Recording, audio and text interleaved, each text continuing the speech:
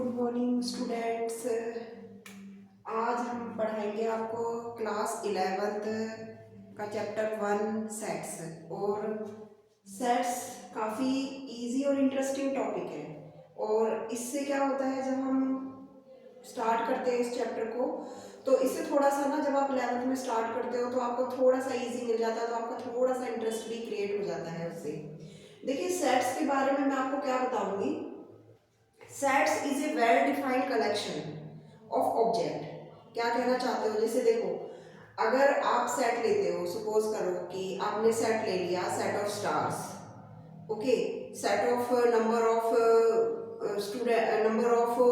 Students in your school, ठीक है। तो दोनों में क्या डिफरेंस है? डिफरेंस दोनों के बीच में ये होता है कि जो आपके पास स्टार्स होते हैं वो आपको नहीं पता कितने होते हैं। वो एक कलेक्शन तो हो सकता है लेकिन वेल डिफाइंड नहीं है। लेकिन अगर मैं आपके स्कूल में स्टूडेंट्स पूछूं तो आपको पता होगा, आपको क्वांटिटी पता होगी कि 1100 स्टूडेंट्स हैं, 1000 स्टूडेंट्स हैं, 800 स्टूडेंट्स हैं। या मैं आपकी क्लास की स्ट्रेंथ पूछूं तो you know the strength is 20-25। So this is well defined collection.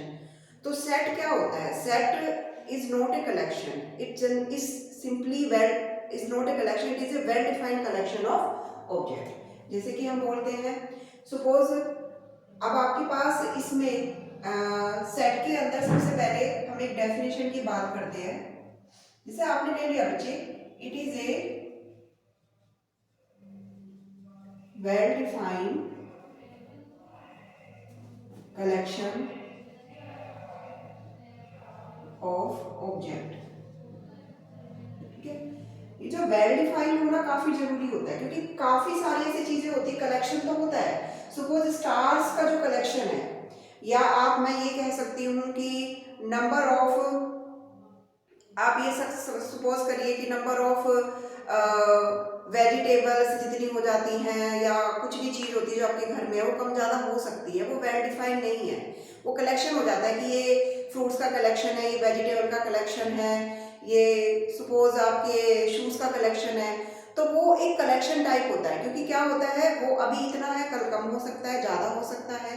तो this is not a well defined. Well defined होने के लिए आपका वो डेफिनेट होना काफ़ी जरूरी होता है, ठीक है। जैसे मैंने अभी आपको एग्जांपल दिया स्टूडेंट्स का, तो वो एक डेफिनेट स्ट्रेंथ होती है। जैसे वीक डेज होते हैं हमारे 7 है, वो हमेशा 7 ही रहते हैं। मंथ्स होते हैं हमारे, तो 12 मंथ्स है, तो 12 मंथ्स ही हम पढ़ते हैं उसको, अभी भी, आगे भी, और आगे फ्यूचर में भी उसको 12 मंथ्स ही पढ़ेंगे। तो इस तरीके से वो वेल डिफाइंड कलेक्शन होता है, ठीक है। नेक्स्ट हमारे पास इसमें क्या चीज आ जाती है कि जो सेट होता है, जनरली हम उसे डिनोट किससे करते हैं? डिनोट करने के लिए डिनोट हम सेट को किससे करते हैं? जैसे हम capital ABCD, capital letters of ABCD, इनका हम इस्तेमाल कर लेते हैं इस तरीके से। और जो इसके एलिमेंट्स होते हैं, एलिमेंट्स जो होते हैं, उनको हम स्मॉल a, b, c, या फिर 1, 2, 3, इस तरीके से भी हम डिनोट कर देते हैं, ठीक है। अब सेट जो होता है हमारा, सेट जो होता है उसमें एलिमेंट अगर बिलोंग कर रहा है, तो मान लीजिए ए जो है, A is a member of set A. तो अगर ए सेट ए का मेंबर है, तो ए बिलोंग्स कर रहा है ए को, this is the sign of belongs. और बी सेट ए का मेंबर नहीं है, suppose B is not a member of set A, so B does not belongs to set A, isn't it? देखिए, जो उसका मेंबर है वो उसमें बिलोंग कर रहा है, ये बिलोंग्स का साइन होता है, ये वाला बिलोंग्स का। जो बिलोंग नहीं कर रहा वो डज नॉट बिलोंग हो रहा है, तो ये डज नॉट बिलोंग का साइन है, ठीक है।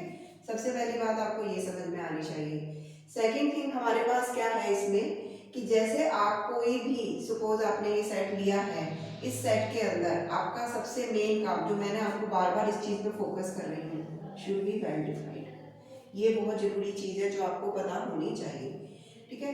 अब इसके बाद हम बात करते हैं सेट में। सेट में जनरली हमारे पास दो फॉर्म होती हैं। सेट को जो रिप्रेजेंटेशन होती है, representation of set generally 2 type से हो सकती है। एक तो होती है हमारी रोस्टर फॉर्म, ये हमारी रोस्टर फॉर्म है, ठीक है। और सेकेंड रोस्टर फॉर्म को हम टेबुलर फॉर्म भी बोलते हैं, ठीक है। और नेक्स्ट हमारे पास आती है set builder form.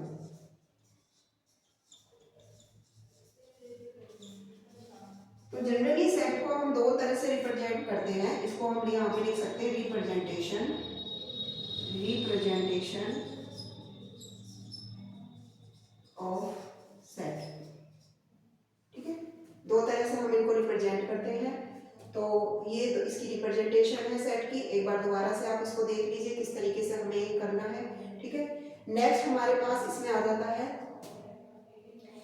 Tabular form. और सेट बिल्डर फॉर्म को हम डिनोट किस तरीके से करते हैं, मतलब कैसे हम उसको रिप्रेजेंट करेंगे। तो मैंने यहाँ पे नेम आपको बता दिया कि दो तरह से हम सेट को रिप्रेजेंट करते हैं, अब इसको हम डिनोट कैसे करेंगे, ठीक है। आपने आई होप सो यहाँ तक नोट कर लिया होगा, ठीक है। इसके बाद देखिए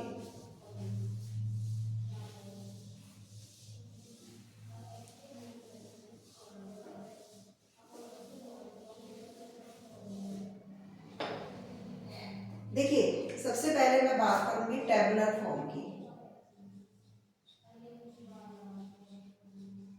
ठीक है। ये हमारी टेबुलर फॉर्म है।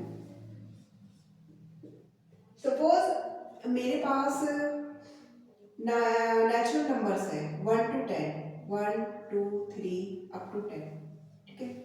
तो मैं इसको कैसे डिनोट करूंगी टेबुलर फॉर्म में, like this is the curly bracket 1 2 3, इस तरीके से कोमा से हम एलिमेंट्स को सेपरेट करते हैं, कोमा लगा के, और आप इसको 10 तक और इसके बाद ब्रैकेट क्लोज कर दोगे, कोमा लगा के हम इसको सेपरेट करेंगे। तो ये होती है जनरली टेबुलर फॉर्म, ठीक है। और इसी को ही हम सेट बिल्डर फॉर्म में किस तरीके से लिखेंगे, देखिए सेट बिल्डर फॉर्म में ना एक जनरल रिप्रेजेंटेशन होती है, जनरल, ठीक है। उसमें हम क्या लिखते हैं, एक्स सच डेट एक्स। अब एक्स इनमें इनमें से कोई भी नंबर हो सकता है, ये भी है एक्स ये भी है, तो उसके लिए हम वेरिएबल का हेल्प लेते हैं, x such that x where x, x किसको बिलोंग कर रहा है, एक्स किसको बिलोंग कर रहा है, नेचुरल नंबर, क्या है ये आपके पास नेचुरल नंबर्स है। एंड और नेचुरल नंबर कहाँ से कहाँ तक है, कहाँ से कहाँ तक है नेचुरल नंबर, कहाँ से कहाँ तक है 1 to 10, ठीक है। हमने ये लेस देन इक्वल टू और यहाँ से ग्रेटर देन इक्वल टू और लेस देन इक्वल टू, ये वाली इनइक्वालिटी इस्तेमाल करें, क्योंकि आप 1 भी ले रहे हो 10 भी ले रहे हो। तो सपोज आप 1 और 10 नहीं ले रहे, आप 2 से लेके 9 तक नंबर ले रहे हो, तो फिर आप ये हटा सकते हो यहाँ पे, ठीक है। लेकिन अगर आप 1 और 10 तक नंबर ले रहे हो तो आपको फिर ये भी लगाना पड़ेगा, ठीक है। तो this is the representation of tabular form and this is the set builder form, ठीक है। तो जनरली जो 1.1 एक्सरसाइज है उसमें यही बताया गया है कि सेट क्या होता है, types of representation of sets किस तरीके से होती है, आपको मैंने ये चीज़ बताई है इसके अंदर। तो ये काफ़ी इंपॉर्टेंट थिंग है इसमें जो देखी जाती है। अब जो फर्स्ट एक्सरसाइज है आपकी एक्सरसाइज 1.1 एक्सरसाइज आप निकालिए अपनी एनसीईआरटी में, एनसीईआरटी में आप 1.1 ये सब बेसिक था उसका। फर्स्ट क्वेश्चन में वो हमसे कह रहा है कि which of the following are sets and justify your answer. देखिए सेट्स के बारे में वो हमसे कह रहा है, तो थोड़ा डिस्कस कर लेते हैं कि the collection of all the months of a year beginning with the letter J. अब months of the year beginning with the letter J, अब जे से क्या क्या होता है, जे से देखिए जनरली क्या क्या आप कर सकते हो, ठीक है। फर्स्ट क्वेश्चन है, तो फर्स्ट क्वेश्चन फर्स्ट पार्ट, जे से आप जून जुलाई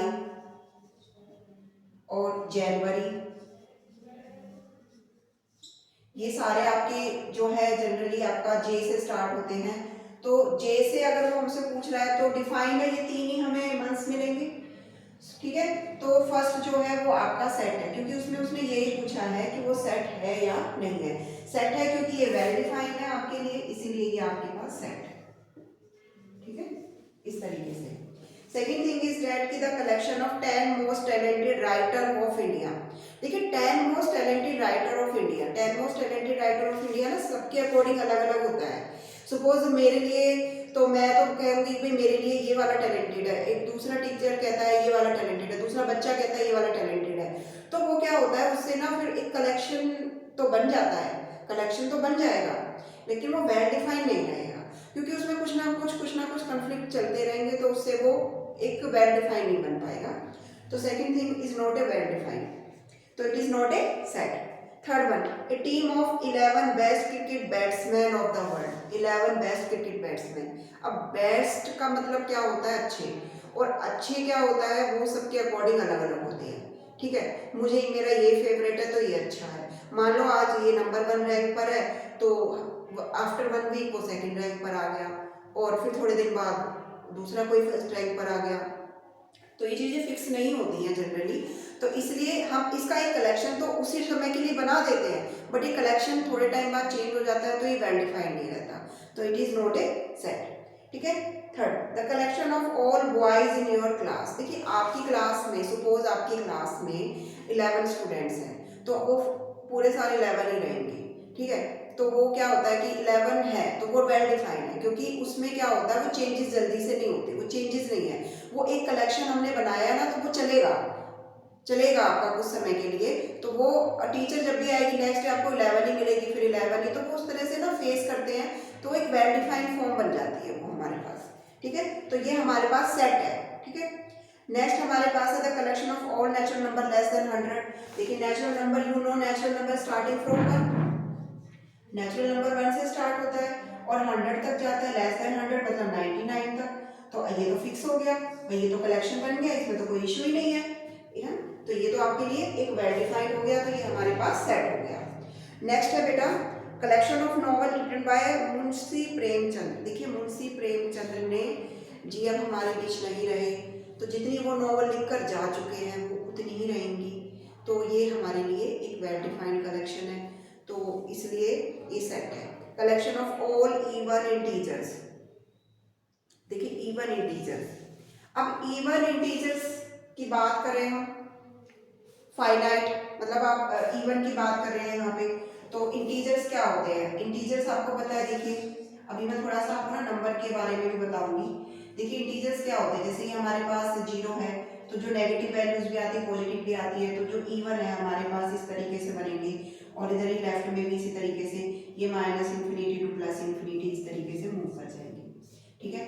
तो ये क्या है, अगर आप इस तरीके से यहाँ पे करते हो यहाँ पे बच्चे, तो ये इनफाइनाइट सेट है, क्योंकि ये इधर भी इनफाइनाइट जा रहा है, इधर भी इनफाइनाइट जा रहा है, तो it is a infinite set, ठीक है।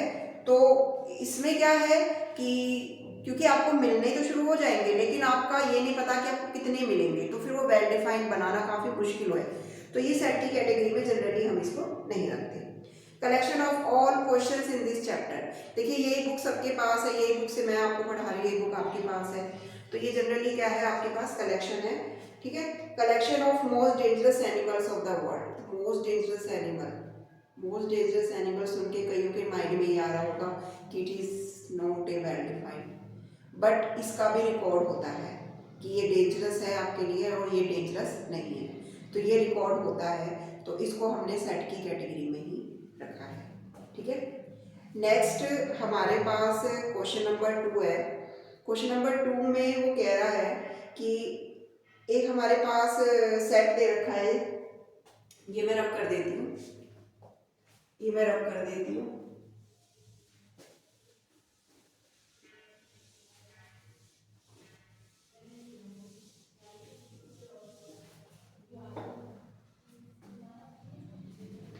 क्वेश्चन नंबर 2 में आपको सेट दिया है इसने 1 2 3 4 5 and 6।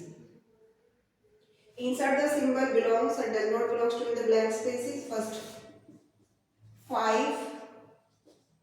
5 is the element of set A. 5 is the element of set A.